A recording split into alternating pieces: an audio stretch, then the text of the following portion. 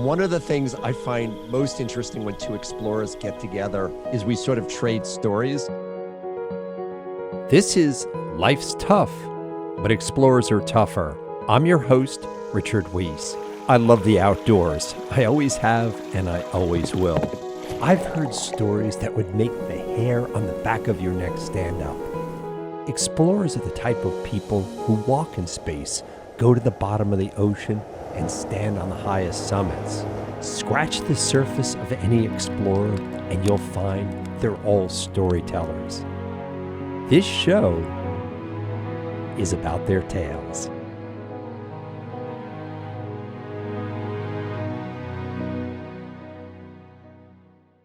This episode is brought to you by the Podcast Services Division at Life's Tough Media. Having your own podcast allows you to creatively reach all types of audiences, from clients to prospects, to your most loyal membership base. And by utilizing studio affiliates located around the world, coupled with quality remote recording capabilities, Life's Tough Media makes having a corporate podcast easier than ever before. Contact us for a no-obligation consultation at info@lifestuff.com or visit lifestuff.com to learn more. Greetings to you wherever you are in the world. Today we're going to take a little bit of a detour of what we normally think of exploration. If you've listened to this show, you've probably heard me speak of universal non-verbal languages such as art, music, dance, nature, and food. So let's talk a little about the history of agriculture or food production, which is essentially the history of civilization going back around 10,000 years ago. And I know that there's a romance to farming, and people always talk about the good old days of sticking a seed in soil and watching it grow. But if you think about it, technology has always been the driver in farming. 6,000 years ago, the first wooden plows were invented. 5,000 years ago, irrigation began. 1837, John Deere invented steel plows, as well as a fashion statement that refuses to die. And in this century, of course, we use lasers as guidance systems created to have driverless planting and harvesting machines. Yet despite all these technological advances, millions of people around the world still starve. And as we've all witnessed during COVID, that the supply chain of food has been at times broken. Our guest today is Brandi DiCarli. She's the CEO and co-founder of Farm in a Box. Welcome, Brandi, from San Francisco. Thank you so much, Richard. I am very excited to be here. So, just to right off the bat, the name Farm in a Box, it sort of evokes different kind of thoughts. I know I was in Costco recently, and they had these little gardens in a box, and it was essentially 4 herbal plants that you could put in. Yours obviously is a much larger box. It's a much larger box, and it's actually called Farm from a Box. And we did that because we're really farming outside of the box. So there really isn't any growth that's happening inside. But the box is definitely on a much larger scale as we're using a modern shipping container as the housing structure for all of this technology. So what's the genesis of it? I know that, despite living in San Francisco, you were working in East Africa. And I think that's really where that whole idea came about. That's exactly it. Like all good adventure stories, it came about in a really, really non-linear way. My business partner, Scott Thompson, and I were actually working on a project with the UN Habitat in Kisumu, Kenya. And we were building a youth empowerment center using shipping containers, modified shipping containers built around a soccer field to bring in the resources that the community was really lacking access to. Most of that was really grounded around, a small health clinic, a small school clinic, and all with this wrapper of sport. But what we found was really missing was food access. All of that's not going to matter if we don't necessarily have adequate, sustainable, stable, healthy food access there in the community. And we boldly, brazenly thought, okay, well, let's take this same plug and play deliverable model that a shipping container allows, but outfit it to be able to grow and sustain food directly there within the community. And that's really how the idea started. So, your background Was it in agriculture? Was it in farming? Did you grow up on a farm? No, no to all of those. No, neither of us are actually coming from an agricultural background, nor are we coming from a technological background. But I think what we really saw is a problem that we had a solution for. And so we just jumped in. In some ways, that really benefited us because we were coming at it from a lens of newness without necessarily having this idea of this is how things are done. So as soon as we had this idea, it's funny to think about now where we began with our initial concept to where we are now.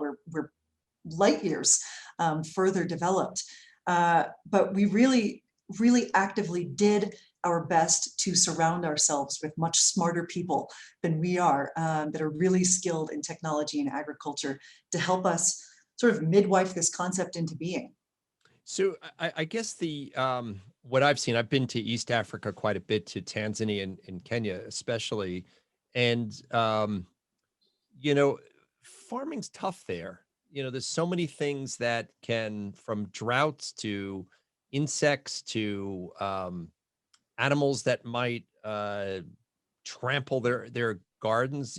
Wildlife conflict, and so I'm just trying to get my head around. You're sending a shipping crate there that has that you've looked at their soil and their environment and the type of crops they're going to grow. So when they get one of these shipping containers, how do they figure out how to use it?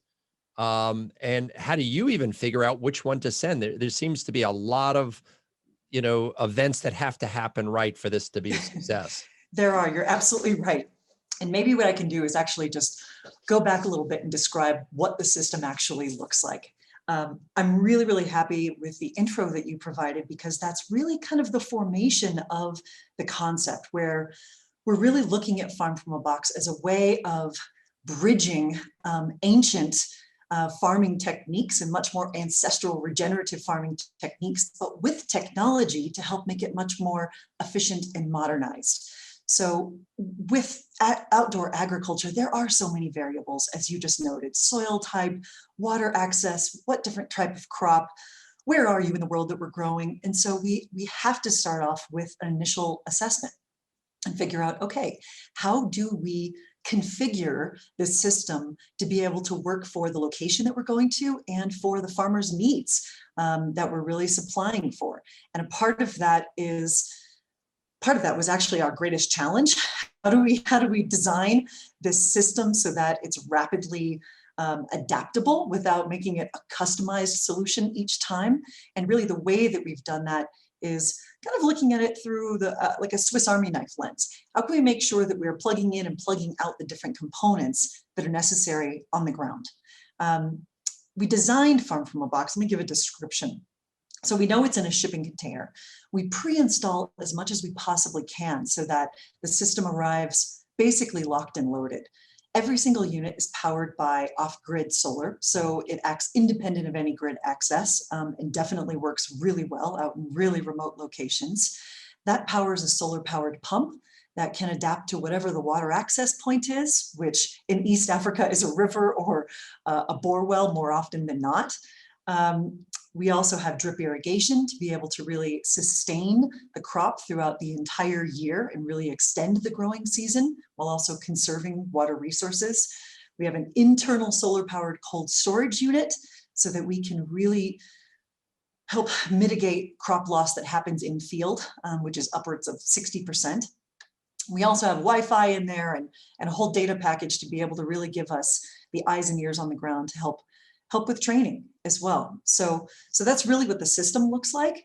And once we tailor it to the location, we go on site and deploy it and train the community on how to utilize and maintain the technology and really incorporate regenerative farm practices as well.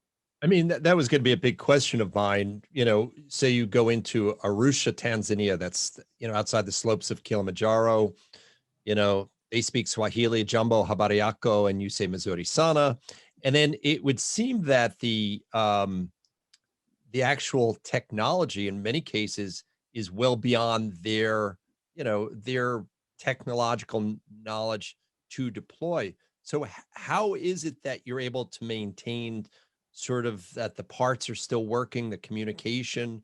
Are you able to access from, headquarters in San Francisco, how that system is up and running?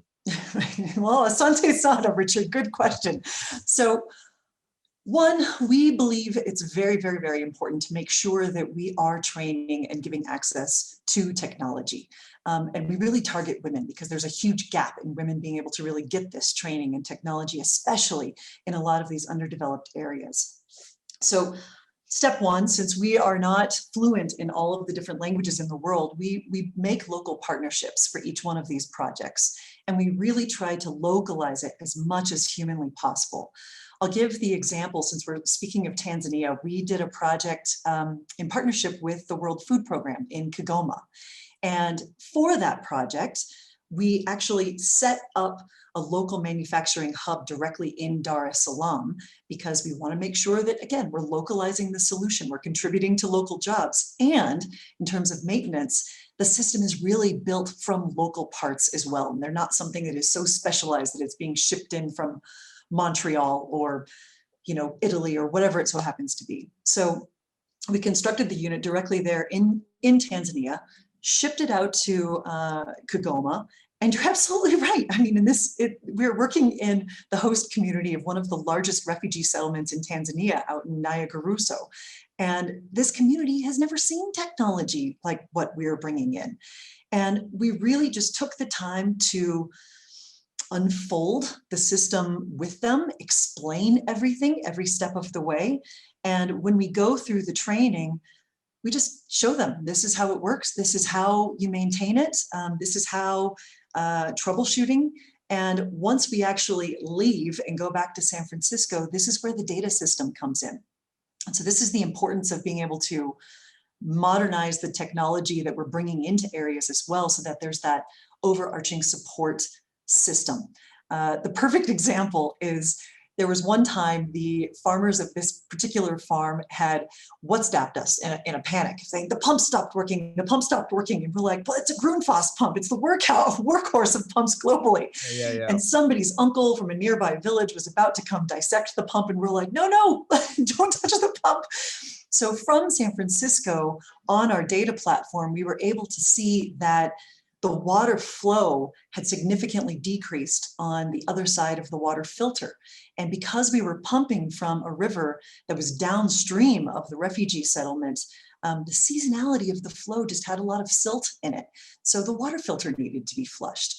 So again, that's where the data system was able to really come in and ensure that the system is operating the way that it needs to, but provided those security bumpers in terms of ongoing training for the community as well.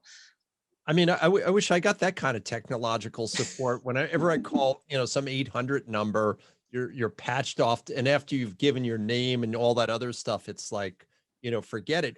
So how many of these have you deployed around the world? We have 5 now, and we're about to scale out on a very big level.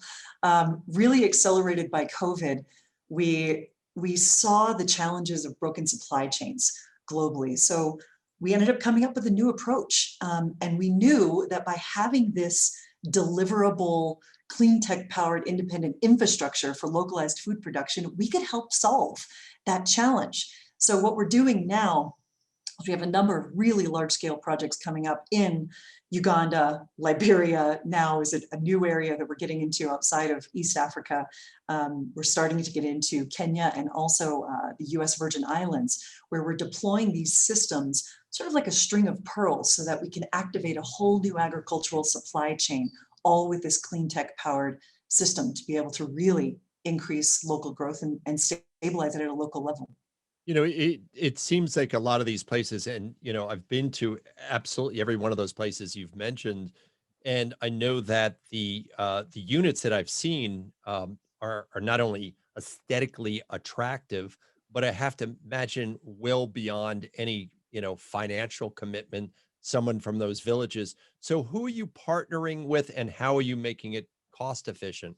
Yeah, that's a really good question because we really, again, are so passionate, especially with climate change, of getting this system into the hands of those that, quite frankly, would not be able to afford the technology. So we've gotten really creative with how it is that we make the partnerships so that we're using blended finance models with large-scale partners like the UN. We're a supplier of the UN, working with large-scale foundations. We're now starting to get into working with large-scale agri-food companies that are starting to see challenges in their production lines in some of these areas that are really getting struck with already the challenges of climate change. So I think it's in creative partnerships to be able to do so, but even then we make sure that the ownership is within the community itself.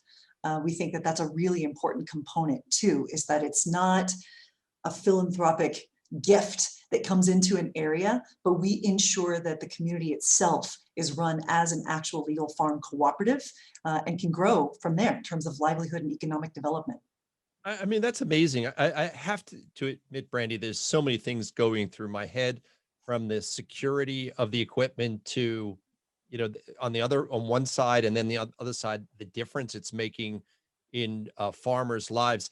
I believe from reading your literature, these are about 2-acre farms, which seem more in the scale of traditional farming versus what you may see on the West Coast of the United States.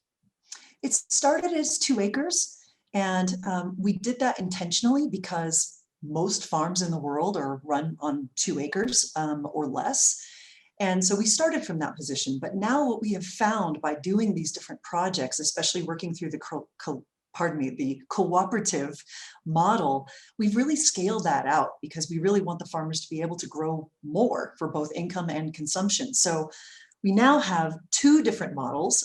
The traditional 20-foot model that serves anywhere between 2 to about 4 acres of land, depending on the crop. We're completely crop agnostic, so we can support anything. We now have a 40-foot model that can scale out to 10 acres of irrigated, thirsty vegetable crops, and 30 acres beyond that if we're including grains and such as well. So we can now go anywhere between that 2 to 30 acre mark, which really gives a lot of flexibility with the farms that we're serving. Brandi, you mentioned that you do not come from an agriculture or necessarily even a technology thing. So, kudos to you, however you've been able to figure it out with your partner, Scott.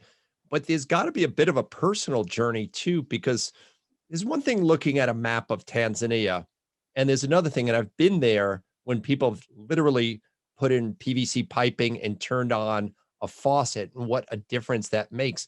So, what's been the personal journey on this project, from the idea I have to the lows of trying it to get it done to success?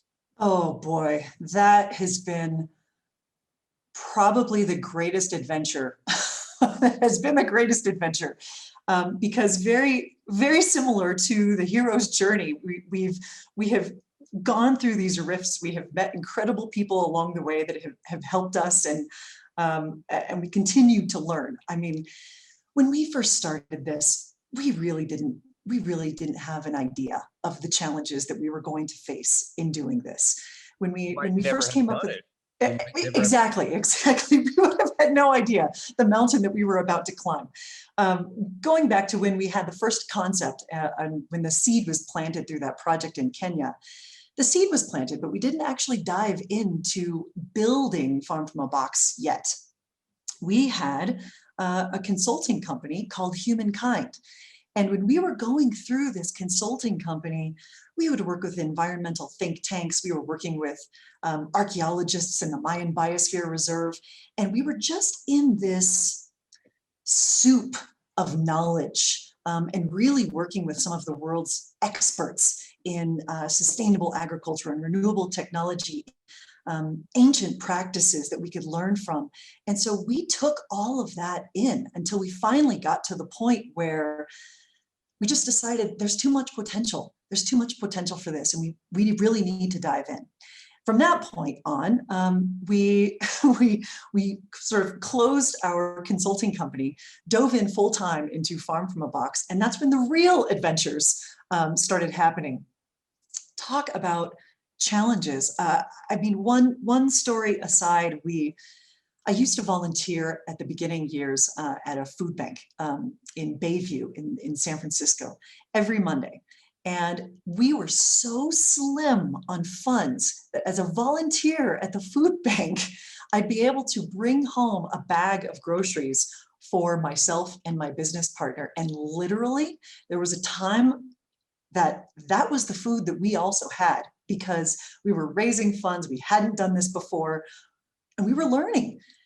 So those were the slim years where we joke about living off of plums, and we would take a piece of bread and just wave it in the air in San Francisco Bay and think it was seasoned by Saltaire. So, some of those stories are the ones that we look back at now fondly, but that really gave us the strong, steeled belief to make sure that we continued to go through every challenge that we ended up having. And originally, we actually didn't start off in Tanzania. We started off in Ethiopia and working in the Rift Valley.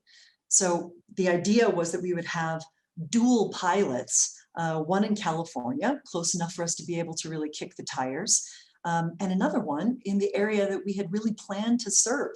And in that case, it was working with a women's cooperative in the Rift Valley of Ethiopia.